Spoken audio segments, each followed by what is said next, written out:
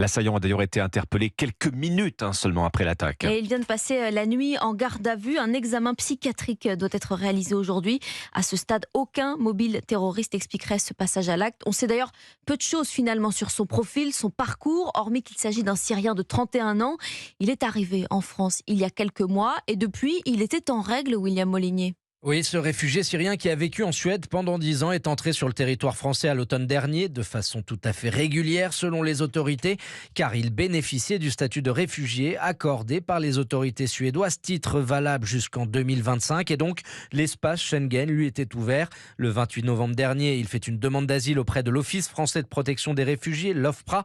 Son identité est immédiatement passée au crible par la DGSI. Le renseignement français ne décèle alors aucune dangerosité. À l'issue de l'instruction de sa demande d'asile, l'OFPRA lui refuse le statut de réfugié car il est déjà sous protection en Suède. Décision rendue le 26 avril dernier selon nos informations. Il en a été informé récemment, il y a quelques jours seulement. Il était donc autorisé à rester en France en vertu des accords européens. Son expulsion aurait de toute façon été très compliquée car la France ne renvoie pas les clandestins vers leur pays d'origine qui sont en guerre. Il n'y a plus aucune relation diplomatique entre le Quai d'Orsay et la Syrie de Bachar al-Assad. William Molinier pour Europe 1, une